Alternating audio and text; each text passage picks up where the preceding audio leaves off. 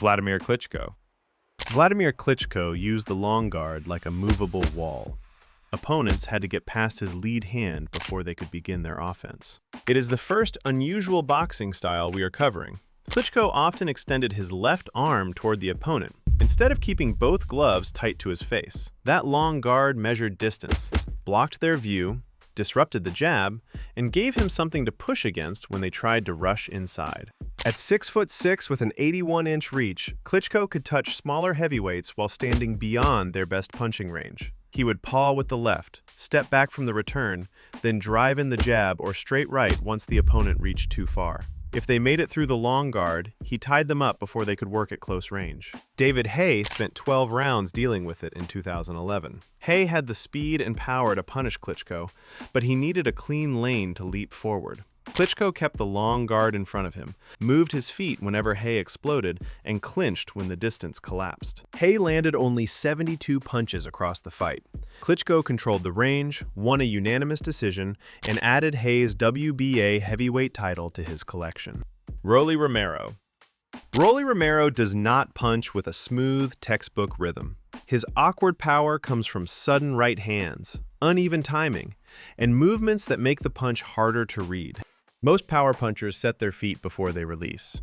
Romero can pause halfway through an attack, lean over his front leg, or fire while his balance is still shifting.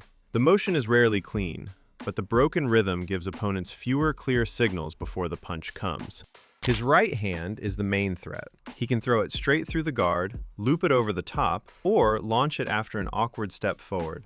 The angle and timing can change from one attempt to the next, so opponents cannot always prepare for the same version of the punch. Anthony Yiggett faced that problem in 2021. Yiggett tried to box from the outside, but Romero kept closing the distance with sudden bursts. He dropped Yiggett in the first round with a right hand, scored another knockdown in the fifth, then hurt him again in the seventh. Romero's attacks were not polished, but they kept arriving with enough speed and force to break Yiggett's rhythm. After the third knockdown, Yiggett's corner stopped the fight. Romero had landed the same basic weapon from different positions until Yiggett could no longer recover from it. Tommy Hearns. Most tall fighters use reach to stay safe. Tommy the Hitman Hearns used it to build knockout power from the outside. At 6'1" with a 78-inch reach, Hearns was unusually long for a welterweight. He could land from a range where most opponents were still trying to step into position. His jab held them at the end of his reach, then the right hand came straight behind it with almost no wasted motion. Hearns had enough space to fully extend the punch and rotate through the target. Opponents to reach him, which often made them step directly into the right hand. In 1980, Pepino Cuevas had to find a way inside Hearns' reach. Cuevas was the WBA welterweight champion and had made 11 successful title defenses. He was known for heavy pressure and a powerful left hook, but he could not get close enough to establish either one. Hearns controlled the range with the jab, then landed a huge right hand in the second round. Cuevas fell face first, and the fight was stopped. The knockout gave Hearns his first world title. He had used reach, speed, and full extension to produce power before Cuevas could enter his own range. Shakur Stevenson. The hardest part of fighting Shakur Stevenson is getting close enough to throw. Stevenson uses the jab to interrupt entries, occupy the guard, and make opponents restart their approach. A few inches can turn a clean punch into a miss while leaving him close enough to answer. Edwin De Los Santos spent 12 rounds trying to close that gap in 2023. De Los Santos had speed and power, but Stevenson stayed beyond the range where he could put combinations together. He stepped away from attacks, touched him with the jab, and forced him to begin each entry again. The fight produced very little action, and the crowd made its frustration clear. De Los Santos landed only 40 punches across 12 rounds. Stevenson won a unanimous decision by making him miss, reset, and start over before he could put punches together. George Foreman. George Foreman's cross-arm guard looked unusual because his gloves were not held in the standard high guard. He crossed his forearms in front of his chest and used them to catch back. Foreman changed the height of the guard depending on what was coming. One forearm could protect the head, while the other covered the body. Then both arms could tighten together to smother a combination. He relied more on catching punches on the forearms than trying to slip every shot.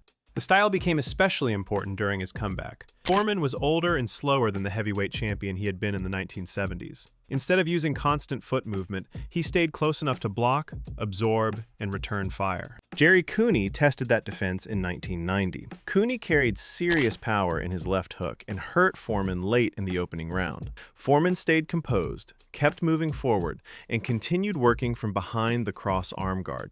In round 2, Foreman dropped range to defend himself. The guard kept him protected until Cooney slowed enough for the finish. Dmitry Bivol. The pendulum step is one of the clearest features of the Soviet boxing style.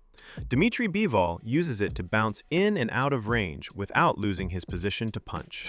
His weight shifts between the front and back leg in a steady rhythm. That rhythm lets him close distance behind the jab, pull away from the counter, and return before the opponent has reset. The movement is small, but it keeps changing the distance by just enough to spoil the other fighter's timing. Bivol rarely stays at the end of an exchange. After landing, he pushes off the front foot and moves back outside the return. If the opponent follows, he can bounce forward again with another jab or straight right. The same footwork lets him enter and exit range without needing a large reset. Joe Smith Jr. struggled with that rhythm in 2019. Smith had the heavier single punch, but Bivol kept making him reach before stepping back out of danger. When Smith stopped moving forward, Bivol bounced into range behind quick combinations and left before Smith could answer cleanly. Late in round 10, Smith landed a right hand at almost the same moment as the bell. Bivol stumbled on the way back to his corner, recovered, and returned to the same movement. He won a wide, unanimous decision after controlling most of the fight with fast entries and exits. Conor Benn. Conor Benn applies pressure in sudden bursts, instead of walking opponents down at one steady pace. He closes the gap quickly, throws several hard punches, then resets before launching again. Benn can explode forward from outside punching range and force an opponent backward before they have time to organize their defense. Once he gets close, he attacks in combinations instead of relying on one shot. That burst pressure is different from slower pressure fighters who stay in front of an opponent for the entire round. Benn can spend a few seconds outside, then suddenly rush into range with hooks, straight rights, and uppercuts. The change in speed makes the attack difficult to prepare for. Samuel Vargas saw how quickly it could take over a fight in 2021. Vargas had previously lasted until the final seconds of round 7 against Virgil Ortiz Jr., but Benn gave him almost no time to settle. Benn drove Vargas backward with 2 right-left combinations, trapped him near the ropes, and continued throwing as Vargas covered up. A hard uppercut landed during the barrage, and the referee stopped the fight after only 80 seconds. Vargas never went down. Benn had forced him from open space to the ropes and into a defensive shell before he could interrupt the attack. Larry Holmes. Larry Holmes could make one jab look like several different punches. He flicked it lightly to measure range and interrupt vision, then snapped it harder when an opponent tried to move forward. The loose version came out quickly and with very little commitment. Holmes could touch the gloves, occupy the eyes, or keep an opponent from setting their feet without giving up his balance. Once they started reacting to the lighter jab, he could step in and drive the same left hand with more weight behind it. That variation made the punch difficult to time. Opponents could not tell whether the next jab would be a quick touch, a double jab, or a stiff shot meant to stop their advance. Holmes could also throw it while moving forward, stepping back, or circling away. Jerry Cooney had to get through that lead hand in their 1982 heavyweight title fight. Cooney carried dangerous power in his left hook and needed to close the distance to use it. Holmes kept changing the speed and force of the jab, making Cooney reset before he could settle into punching range. Cooney still landed hard body shots, but Holmes controlled most of the fight from the outside. By round 13, Cooney was badly worn down and taking clean punches near the ropes. Referee Mills Lane began a standing count. Then Cooney's trainer entered the ring with 8 seconds left and stopped the fight. Gervonta Davis. Gervonta "Tank" Davis studies his opponent and waits for an opportunity to counter. Once he sees the same attack repeat, he sets a trap for it.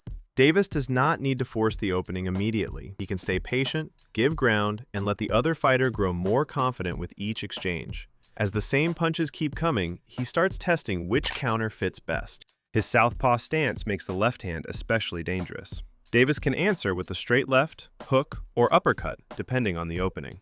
Against Leo Santa Cruz in 2020, he kept looking for the left uppercut as Santa Cruz pressed forward and traded with him at close range.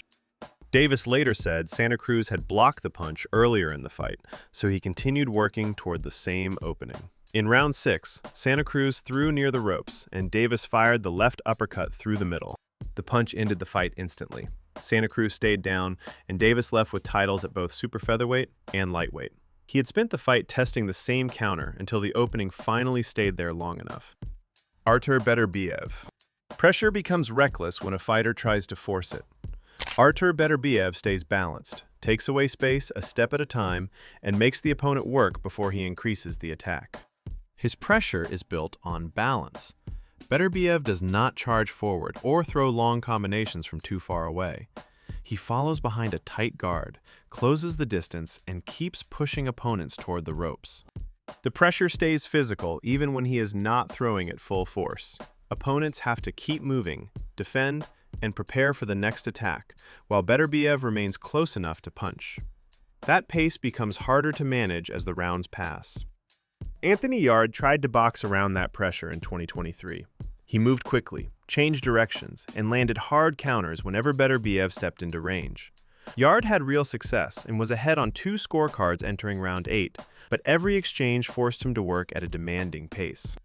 In round 8, Beterbiev hurt Yarde with a right hand and dropped him with another. Yarde beat the count, but his corner stopped the fight. Beterbiev kept closing the distance and forcing exchanges until Yarde could no longer hold him off. Teofimo Lopez. Teofimo Lopez is most dangerous when an opponent attacks first. He can make a small defensive adjustment, then explode back before they have time to recover. Lopez carries speed and power in movements that take less than a second. He can lean out of range, shift his head offline, or take a short step back without moving too far away to counter. The opponent begins their punch believing Lopez is still within reach, but the target moves as his own shot comes back. Richard Comey found out how quickly that exchange could turn in their 2019 lightweight title fight.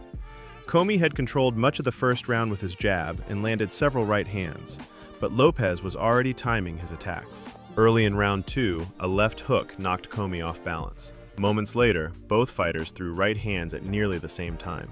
Lopez leaned away from Comey's punch, while his own right hand landed first on the chin. Comey dropped heavily and could barely regain his balance after beating the count. Lopez rushed him near the ropes with a barrage until the referee stopped the fight. The counter gave Lopez his first world title. Both men had committed to the same punch, but Lopez changed the angle and reached the target first. Anthony Joshua. Anthony Joshua stands tall behind a tight, high guard. The upright stance keeps him ready to jab and throw the straight right, but it can leave openings when a shorter opponent slips inside. His back remains straighter than fighters who bend deeply at the waist. That gives Joshua a clear view over the gloves and keeps him in position to punch without having to rise out of a crouch first. The style works best when he controls the distance. From long range, Joshua can jab from his full height and make shorter opponents reach. Once they get past that first line, the upright stance can leave his head and body easier to find around the guard. Alexander Povetkin took advantage of that early in 2018. Povetkin slipped inside the jab, landed hooks and uppercuts, and bloodied Joshua's nose in the opening round. Joshua had to manage the distance more carefully instead of relying on the guard alone. As the fight continued, Joshua used his jab and reach to keep Povetkin farther away. In round 7, he hurt him with a straight right and left hook, then dropped him with another right and left combination. Povetkin beat the count, but Joshua continued attacking until the referee stopped the fight.